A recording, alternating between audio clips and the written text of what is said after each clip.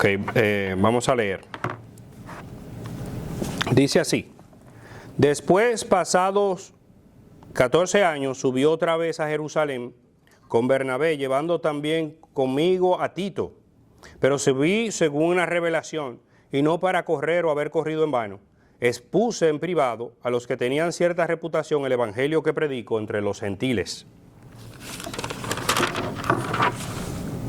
Mas ni a un Tito, que estaba conmigo, con todo y ser griego, fue obligado a circuncidarse. Y esto a pesar de los falsos hermanos introducidos a escondidas, que entraban para espiar nuestra libertad que tenemos en Cristo Jesús, para reducirnos a esclavitud, a los cuales ni por un momento accedimos a someternos, ni por un momento, para que la verdad del evangelio permaneciese con vosotros. Pero de los que tenían reputación de ser algo, lo que hayan sido en otro tiempo, nada me importa. Dios no hace acepción de personas. A mí, pues, los de reputación, nada nuevo me comunicaron.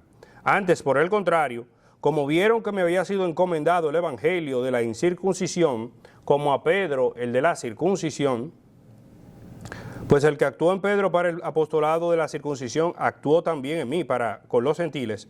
Y reconociendo la gracia que me había sido dada, Jacobo, Cefas y Juan, que eran considerados como columnas, nos dieron a mí y a Bernabé la diestra en señal de compañerismo, para que nosotros fuésemos a los gentiles y ellos a la circuncisión. No solamente nos pidieron que nos acordásemos de los pobres, lo cual también procuré con diligencia hacer. Amén. En la carta a los Gálatas, el apóstol Pablo no está escribiendo en un tono calmado, está defendiendo. Realmente lo que vemos en la carta es una defensa a la fe, una vez entregada a los santos. Y esa fe debía de ser, por la causa de las situaciones que estaban enfrentando los Gálatas, habría de ser defendida. Está defendiendo el corazón del cristianismo. La iglesia estaba siendo influenciada por falsos maestros que enseñaban que la fe en Cristo no era suficiente, que había que añadir las obras de la ley, especialmente la circuncisión, para ser verdaderamente salvos, porque así lo decía y así lo leímos en ese pasaje en el libro de los Hechos, que enseñaban que tenían que creer y ser circuncidados si querían ser salvos. En otra palabra, Cristo más algo más. Entonces, Pablo entiende que eso no es un pequeño error, eso es otro evangelio. Y la palabra que él utiliza para aquellas personas que traían tal otro evangelio es anatema. Esa palabra del griego quiere decir que era una ofrenda que se separaba especialmente para Dios y algunas veces tenía el propósito de ser destruido. ¿Ustedes se acuerdan de Acán?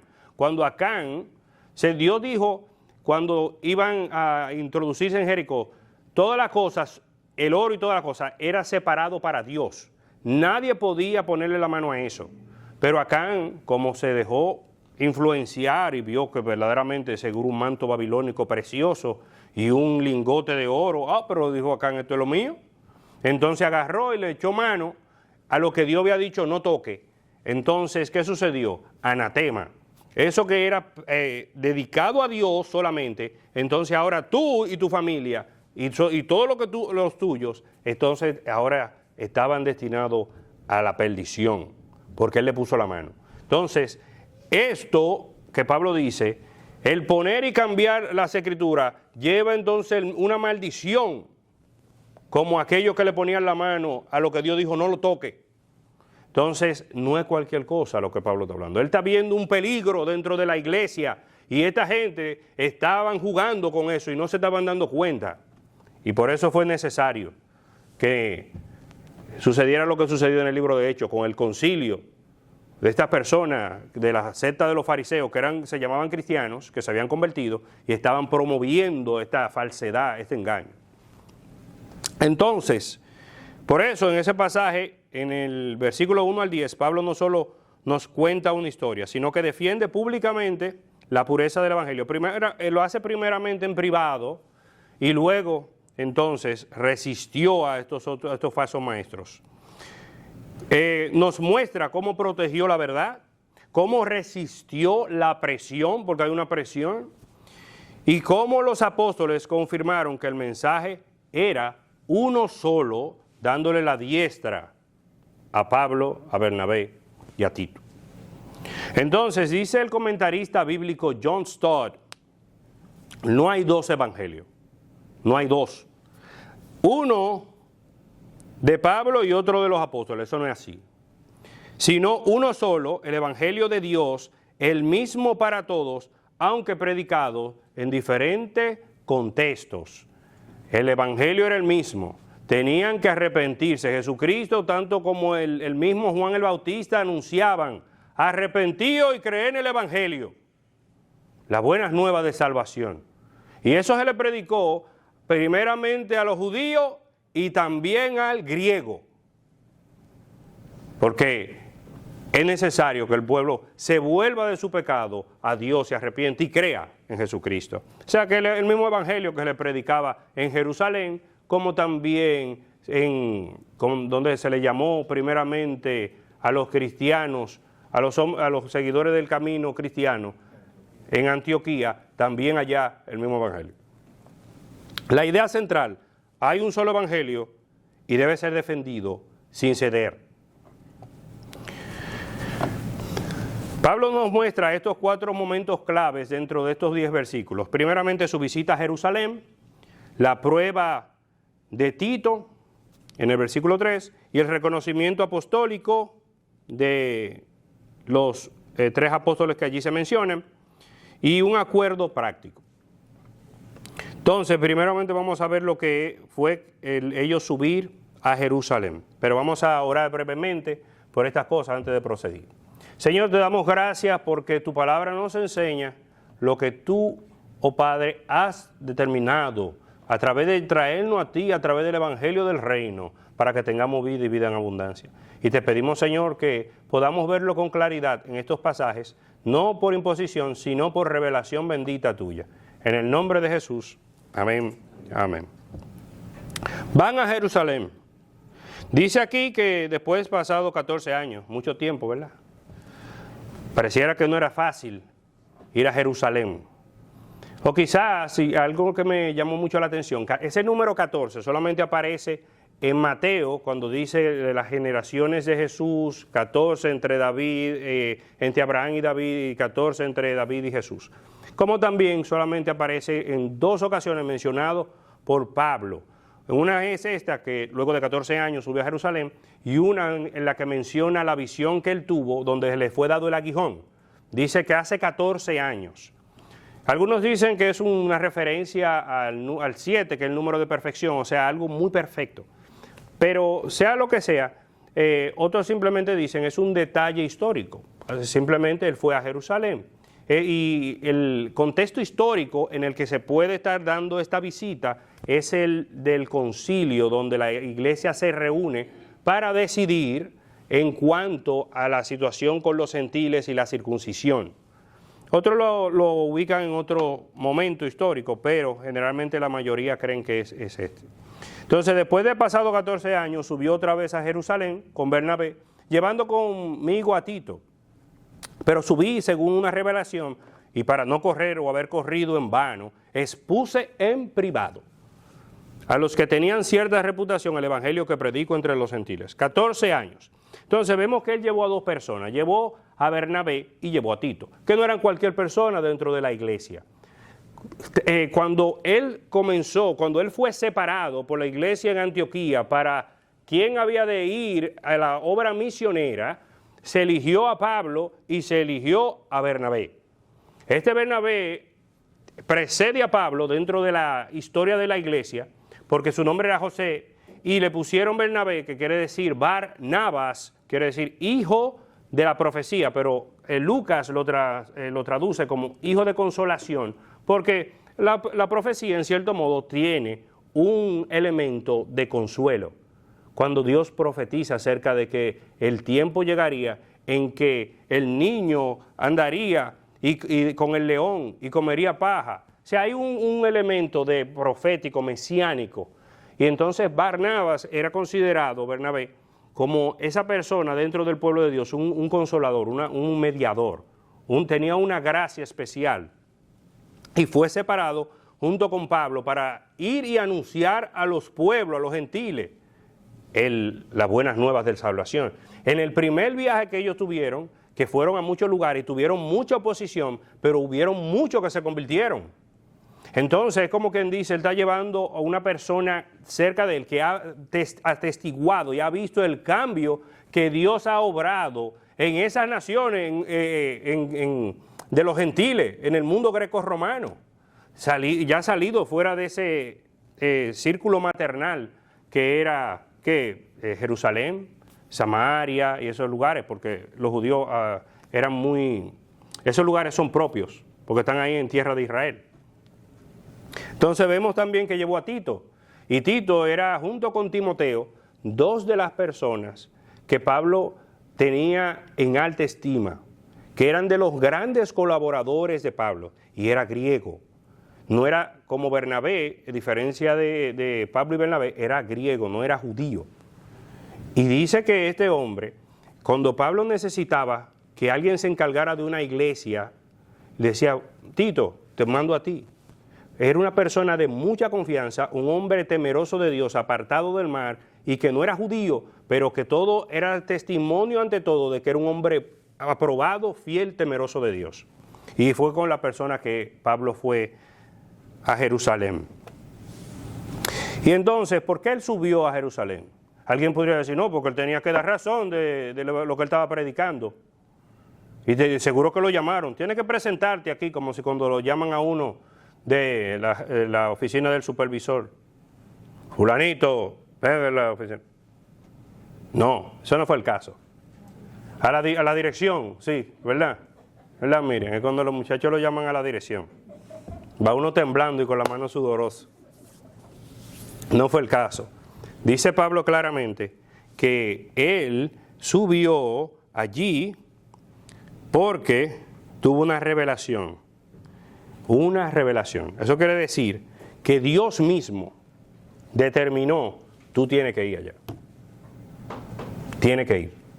Ahora nosotros vamos a ver la razón, porque no era cualquiera.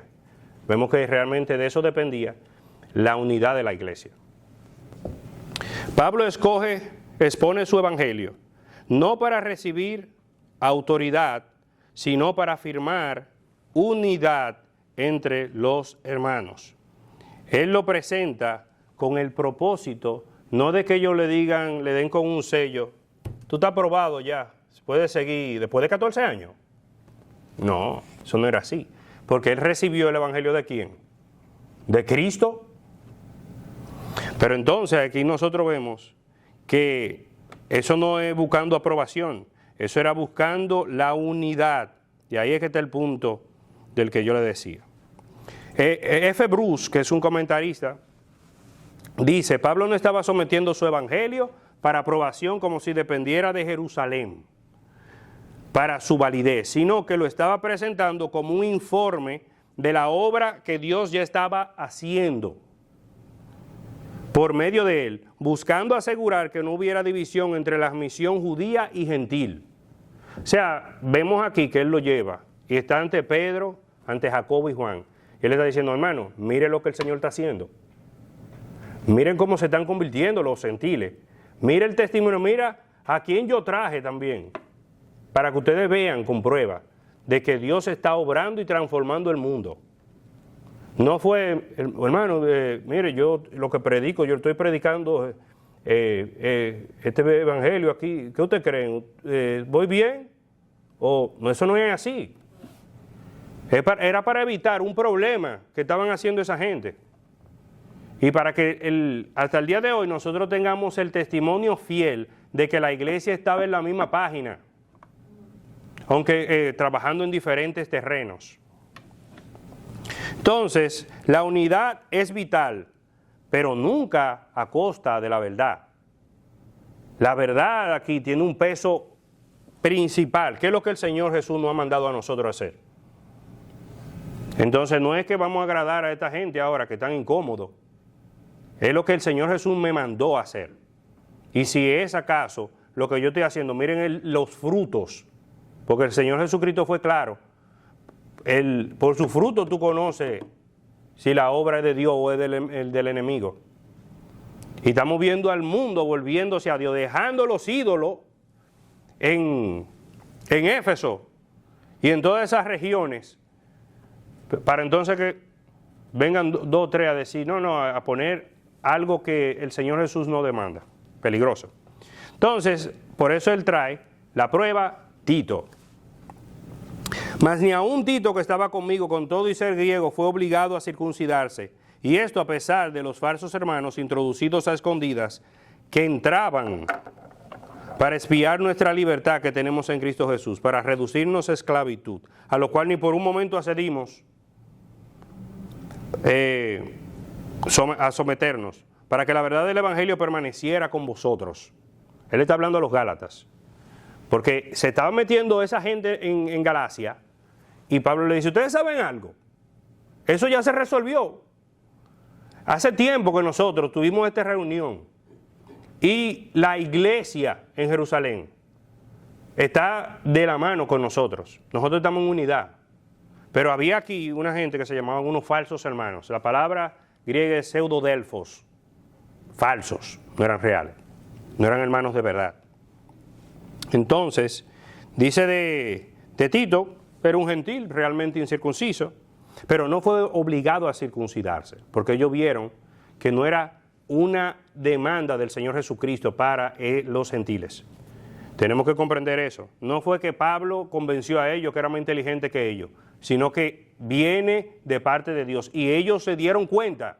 Y el testimonio de las Escrituras enseña claramente que la iglesia, tanto Pedro, Pablo, Bernabé y todos los demás, y Jacobo, tuvieron de acuerdo con que verdaderamente esa era la voluntad de Dios. Entonces, además de eso vemos que estos falsos hermanos, dice que buscaban y espiaban, estaban atentos. Dice que introducidos a escondidas. Y la palabra que aparece ahí es como un espía. Estás observando. ¿Ustedes se acuerdan cuando los fariseos mandaban gente de Jerusalén a ver qué es lo que decía Juan? Juan, ¿quién eres tú? Y esta cosa. Ellos no lo andaban preguntando. Por eso que él le decía a ustedes son una generación de víboras. ¿Quién le enseñó a ustedes a huir de la ira venidera? Porque no había un preguntar, un cuestionamiento buscando la verdad, sino para criticar, para buscar algo. Cuando tú examinas algo, a ver en qué yo lo voy a agarrar. Como así mismo hicieron con el Señor Jesús, que le hacían muchas preguntas para ver en qué caía. Una trampa. Entonces, de esta misma calumnia de personas, de calaña, era esta gente que estaban ahí, falsos hermanos, verdaderamente bien lo dice el texto. Entonces querían añadirle a la ley para someterlos a esclavitud.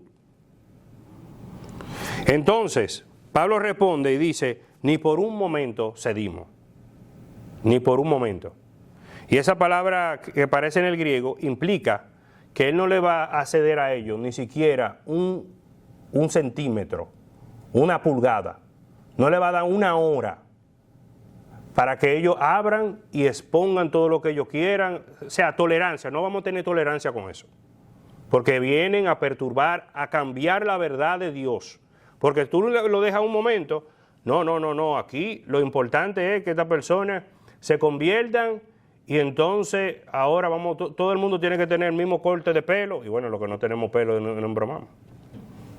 O todo el mundo tiene que tener ahora un uniforme. O todo el mundo tiene que vestir de la misma manera cuando entre por ahí, con corbata todo el mundo, porque eso lo dice Dios. Entonces buscan y comienzan a buscar argumentos de cosas legalistas dentro de la palabra de Dios para imponer cosas a los hermanos que Dios dicho no nos llama a eso. Entonces así estaban esta gente. Entonces Pablo dice, ni por un momento cedimos. Ya aquí la cosa se vuelve pública. Acuérdense que ellos estaban en lo privado, él les puso lo que él predicaba y los frutos de su trabajo, pero ya en público hay que resistir a esta gente. No se le podía permitir seguir adelante. John MacArthur dice, si Pablo hubiera cedido en ese punto, aunque fuera ligeramente, habría destruido la pureza del Evangelio de la gracia. Añadir cualquier obra como requisito para la salvación corrompe completamente el mensaje de Cristo. ¿Y por qué? Porque tú le puedes decir a una persona, fulano, haz tal cosa para que tú seas salvo. ¿Tú sabes por qué es el problema? Porque las Escrituras dice claramente que no hay quien haga lo bueno ni siquiera uno. Y si tú le dices a la gente, tú puedes creer y hacer y Dios te va a salvar, entonces ¿para qué vino Jesucristo? ¿Cuál es el propósito? Si los hombres pueden salvarse por sus obras, entonces ¿para qué Cristo? Entonces por demás está la cruz de Cristo. Entonces ellos no se están dando cuenta que ellos están socavando la obra de Jesús con su evangelio. Eso es socavar, es un problema serio, eso no es cualquier cosa. Porque entonces nosotros estamos diciendo que la obra soberana que Dios ha hecho desde el principio realmente no es tan buena. Necesita algo que yo haga para entonces yo completar la obra, para que entonces yo diga, consumado es, yo. Eso no es así. O sea, esta gente está jugando con fuego. Entonces, también dice Timothy George, que es un comentarista que habla mucho acerca de temas pastorales, de aplicación bíblica. Dice que Tito se convierte en un caso de prueba viviente de que la salvación es por gracia solamente. No fue circuncidado. Y sin embargo era plenamente aceptado como creyente. Es un hombre de Dios, aunque no tenía la circuncisión. Esto demuestra que no hay lugar para Cristo más la ley, sino solamente Cristo. Como cantábamos ahora, en Cristo solo espero yo. Él es mi luz, mi fuerza y mi canción. Entonces, mi piedra angular, mi protección. Entonces, vemos una ilustración interesante que veía yo esta mañana. Decía que, imagina una iglesia donde llega una persona, que vamos a llamarle Carlos, un joven recién convertido, de un pasado muy difícil. La iglesia se alegra, pero algunos proponen reglas extra para bautizarlo. Si vamos a bautizar a Carlos que llegó, tenemos que decirle, Carlos, te bautizamos, pero tienes que dejar de fumar. Carlos, te bautizamos, pero córtese el cabello de cierta forma. No, tiene que tener cuidado, no se ponga cerquillo, que aquí somos muy cuidadosos con eso. Carlos, usted si quiere bautizarse, usted tiene que, sin falta, 6 meses tiene que tener asistencia, un récord de asistencia sin falta. Si usted falló, usted no va a ser bautizado, Carlos.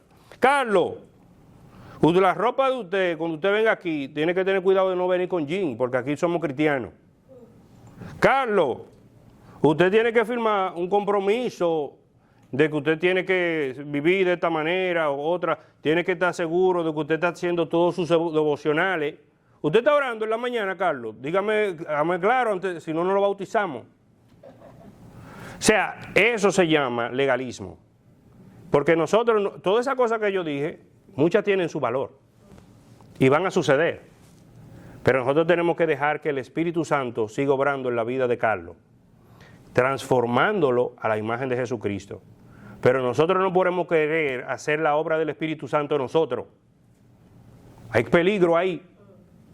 Entonces tenemos que tener mucho cuidado con eso. Dicen, así demostrará que tú eres un verdadero cristiano, Carlos, si tú haces eso. Pero el pastor debe de actuar según la Biblia, según lo que Dios manda. Porque se puede entrar en temor y decir, bueno, yo no quiero entrar en enemistad ni en problemas con estos hermanos. Pero tenemos que hablar las cosas, como dice la palabra, con mansedumbre, pero con templanza. Hermano, las Escrituras no nos mandan eso. Tenemos que tener cuidado. El Señor hace una obra, no nosotros. Y Él la irá haciendo a medida que las personas van escuchando la predicación del Evangelio. Si no trabajaba, tú no puedes decir, ven acá, si tú te vamos a bautizar, pero tú tienes que traer, si ya tú estás trabajando, porque a mí me dijeron que tú no... No dice las Escrituras el que hurtaba no hurte más, sino que trabaja con su mano, ¿verdad? Pero es una obra del Espíritu, cuando va renovando la mente de la persona que viene a Jesucristo, transformándolo en el espíritu de su mente. Entonces es una obra soberana de Dios es lo que llamaban la justificación de Dios, en el sentido de una justicia impartida del Espíritu Santo. Entonces, seguimos adelante. Entonces, añadir reglas humanas compromete la verdad del Evangelio. Salvación es igual a gracia sin obras. El legalismo esclaviza. La verdad del Evangelio no se negocia. Reconocimiento apostólico. Vemos los versículos 6 y 9. Pero de los que tenían reputación de ser algo, lo que hayan sido en otro tiempo, nada me importa. Dios no hace acepción de personas. Y quiero decir que Pablo no está diciendo lo que ellos hayan sido, que él está trayendo chisme, hablando de que esta gente eran pescadores y cosas. Y no. Él lo que está diciendo es, si ellos, lo que ellos hayan sido, o lo que yo haya sido, lo que ninguno de nosotros haya sido, eso fue en otro momento, eso fue en otra vida, antes de ser redimido. Ahora, todos nosotros somos salvos por la gracia de Dios y apóstoles llamados. Y ninguno de nosotros puede decir, como algunos quieren presumir, que fulanito es la cabeza de la iglesia. Eso no es verdad. La cabeza de la iglesia, claramente dice las Escrituras, es Jesucristo. Amén. Entonces ellos estaban en igualdad de condición. Porque el Señor, así que llamó a Pedro y a los demás, también llamó a Pablo. Entonces, eso es lo que él está refiriéndose aquí. Dios no hace excepción de personas. A mí, pues, los de reputación, nada nuevo me comunicaron. Nada. Después de que él expuso el Evangelio ante ellos, nada nuevo, nos dieron la diestra en señal de compañerismo. No añadieron nada. Reconocen el mismo Evangelio y que son misiones diferentes, porque entonces acordaron, ustedes van a la circuncisión y nosotros a los gentiles. Los apóstoles en Jerusalén no recogieron a Pablo, no corrigieron a Pablo, más bien, ni suplementaron su mensaje. Más bien reconocieron que el mismo evangelio que ellos predicaban había sido confiado también a Pablo, aunque dirigido a un público diferente. Lejos de modificar el mensaje de Pablo, los líderes en Jerusalén confirmaron que su evangelio era idéntico al de ellos. Esto demuestra que hay un solo evangelio verdadero, independientemente del mensaje o del contexto cultural. O sea, hay una unidad en el mensaje y una diversidad en el ministerio. Y eso es glorioso, porque si una persona tiene un llamado a traer el evangelio aquí en Lawrence, ¿verdad?, y otro tiene un llamado a llevar un mensaje en Hong Kong, pues tú puedes considerar que no va a ser el mismo contexto. Hay una manera de hacer iglesia, hay una manera que es bíblica, pero según el contexto tú tienes que saber y ser sabio.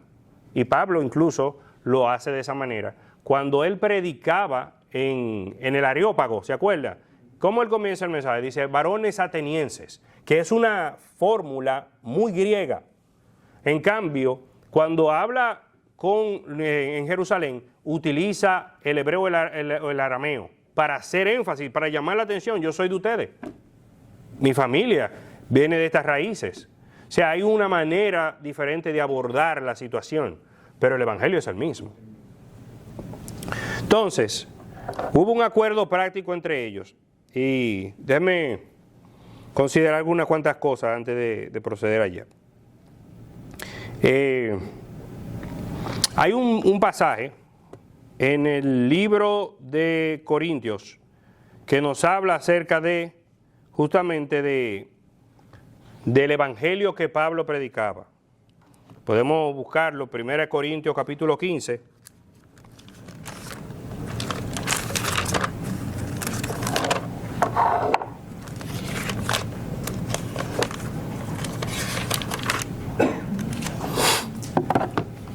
Versículo del 3 en adelante. Dice él, porque primeramente os he enseñado lo que asimismo recibí, ¿verdad? Que Cristo murió por nuestros pecados, conforme a las Escrituras, y que fue sepultado, y que resucitó al tercer día, conforme a las Escrituras, y que apareció a Cefas, y después a los 12, después apareció a más de 500 hermanos a la vez, de los cuales muchos viven y aún otros ya duermen. Después apareció a Jacobo, después a todos los apóstoles, y el último de todos, como un árbol activo, me apareció a mí. Entonces, él dice claramente en ese pasaje, ya sea yo o sea ellos, un mismo evangelio nosotros le hemos predicado y así habéis creído. O sea, ese pasaje deja claramente, y lo pueden estudiar en su casa, que el mensaje que predicaba Jacobo, Pedro, Pablo, en sus diferentes contextos, era el mismo evangelio. El Señor Jesucristo fue crucificado, sepultado, resucitó al tercer día. Entonces, ese mismo evangelio se le predicaba tanto a los hebreos como a los griegos. Entonces, un acuerdo práctico luego de esto, dice no ceder al legalismo, una de las aplicaciones, y ni por un momento, y vivir en libertad en Cristo, como así mismo ellos demostraron en Tito, con la persona de Tito. Buscar unidad en el evangelio, practicar amor real, en el sentido del versículo 10, donde él le dice que lo único que ellos encomendaron mutuamente fue, luego de ellos haberse dado la diestra. Y oigan una cosa, cuando dice que se dieron la diestra en señal de amistad, la gran mayoría de las versiones en inglés dice fellowship. Eso quiere decir común unión, en común unión. Y es la palabra que nosotros conocemos muy bien, que es koinonía. Eso quiere decir que cuando ellos salieron de esa reunión entre Pablo, Bernabé y Tito, con Pedro, Jacobo y Juan, se dieron la diestra en común unión, como hermanos, en koinonía. Vamos en la misma línea, estamos en el mismo, bajo la misma cobertura, bajo la misma tienda de campaña. Pero los otros era lo que había que corregirlos con tiempo, porque estaban sembrando división y estaban causando confusión, ya como ustedes lo ven aquí en la iglesia en Galacia. Entonces, como conclusión, comprendemos que hay un solo evangelio, una sola salvación por gracia mediante la fe, un solo mensaje que defender. No ceder, no negociar, no diluir. Martín Lutero dice, permitiremos que nos quiten nuestros bienes, como cantábamos. Nos pueden quitar nuestros bienes, nos pueden quitar nuestro nombre y nuestra vida. Pero el evangelio, nuestra fe y a Jesucristo, nunca permitiremos que nos sean arrebatados. Nunca. Y dice él, humildemente, como alguien puede decir, no, pero tengo humildad y reconoce. No, él dice, humillarse bajo unos términos como eso es incorrecto. No podemos. Y no dejaremos la verdad por ninguna mentira, ni por ningún hombre. Eso es algo que nosotros debemos de defender y mantenernos firmes en esa verdad, como Pablo.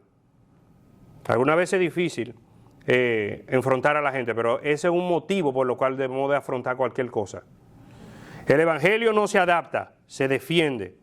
Entonces, ¿cómo podemos nosotros, qué aplicación podemos nosotros dar a esas palabras? Bueno, primeramente, nosotros vemos que fue una revelación de Dios. Pablo recibió lo que recibió por parte de Jesucristo mismo. Y dice que él subió, hermanos, yo vengo ante ustedes porque el Señor mismo me ha movido que estas cosas nosotros tenemos que ponerlo en la mesa. Y cuando dice ponerlo en la mesa, era como cuando ponían el arca del pacto en una tienda, cuando utiliza la misma palabra, cuando David le preparó una tienda y pusieron el arca del pacto. Asimismo, como en esa misma tienda vienen estos apóstoles y Pablo pone el evangelio por el medio del cual Dios está transformando y salvando a los hombres. Él lo expone ante ellos. Entonces, lo primero es que nosotros aprendemos de eso es esa exposición. Y vemos que esa exposición, ese evangelio, es un evangelio vivo, porque entonces ahí tenían a Tito para, miren lo que está pasando. Este es un hombre que ha sido transformado por ese evangelio. Además de eso, en vista de esa realidad, entonces él dice, no podemos ceder ante los falsos hermanos. Porque nosotros queremos seguir viendo Tito, ¿verdad?, en medio de nosotros. Entonces no podemos ceder. Tenemos que tener cuidado. Esa es la verdad, esa es el arca de Dios en medio de nosotros. Cuarto, se fortaleció la comunión con los verdaderos y trabajar juntos por los hermanos necesitados. Fíjense lo que hace la gloriosa comunión con aquellos cuando nosotros hacemos la voluntad de Dios. Se fortalece la iglesia y parten entonces con una mente renovada para hacer el bien en nombre de Jesucristo. En lugar de que la iglesia que se dividió, no, el propósito era dejar claro el mensaje de la salvación para que vean y ver los frutos de lo que está sucediendo con eso. O ponerle un freno a los falsos y que los que son verdaderos entonces se han fortalecido en esa verdad y salgan determinados a seguir haciendo en comunión, en coinonía, a seguir haciendo bien en el nombre de Jesucristo juntos. Entonces eso es algo glorioso que pasó ahí. Entonces, ¿qué aplicación nosotros podemos también poner en nosotros? Primeramente, como Pablo subió por una revelación, nosotros tenemos la palabra profética más segura, a la cual hacemos bien en estar atentos, como una antorcha que alumbra. ¿Qué debemos de hacer nosotros? Escuchar la palabra de Dios, aprender la palabra de Dios, orar la palabra de Dios, meditar en la palabra de Dios. ¿Por qué? Porque entonces nosotros podremos comprender el evangelio del reino y ver frutos cuando nosotros lo aprendemos y compartamos, como el fruto que dio Bernabé y Pablo, como este muchacho Tito, ese ministro, no cualquier persona. Y nosotros queremos ver eso, ¿verdad?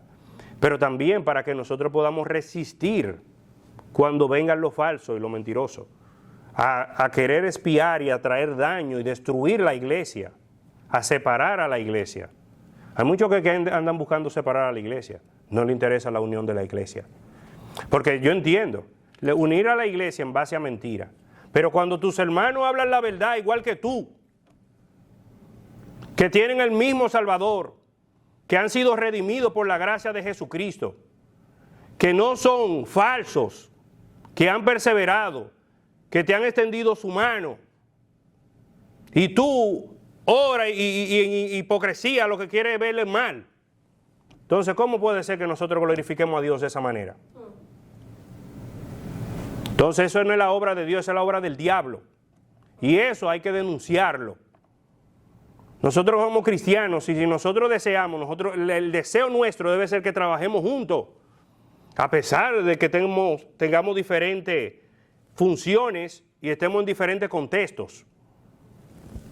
Pero el propósito debe ser fortalecidos en coinonía y resistir a aquellos que verdaderamente le hacen daño al evangelio, cambiando la verdad de Dios por la mentira y añadiendo cosas que Dios no le añade.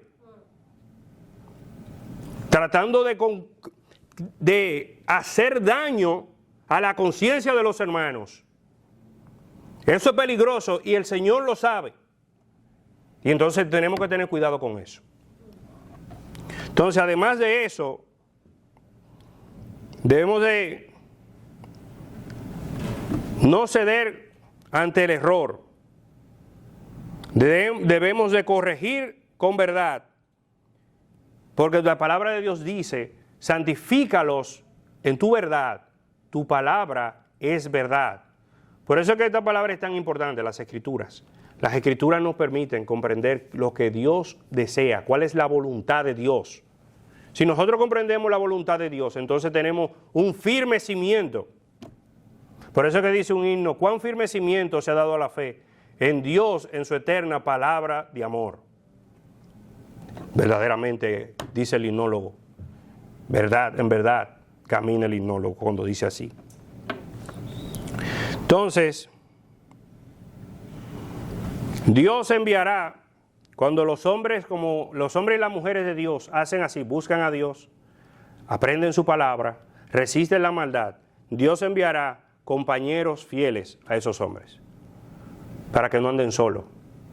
Porque Dios tiene nos permitirá entonces encontrar amistades reales, hombres y mujeres que temen a Dios. Y debemos de orar por eso. Señor, ayúdanos a tener buena comunión con hermanos que temen tu nombre y que buscan tu gloria. Y no andan buscando simplemente agradarse uno a otro, sino agradarte a ti primero y entonces darse en tu nombre en Cristo por los demás. Entonces leamos la Biblia, hermanos. Escuchemos de testimonios de hombres fieles que Dios sigue salvando. Protege la verdad de Dios. Ama a tu hermano y protégelo también. Y busca oportunidades. Busquemos oportunidades de colaborar unos y otros para la gloria de Dios. Amén. Y el avance del reino. Amén. Amén. Oremos. Señor, te damos gracias porque tu palabra es buena. De tal manera, Señor, que nos va formando. Y nos va, Señor, abriendo los ojos. Y brilla, Señor, como un sol que echa fuera toda tiniebla.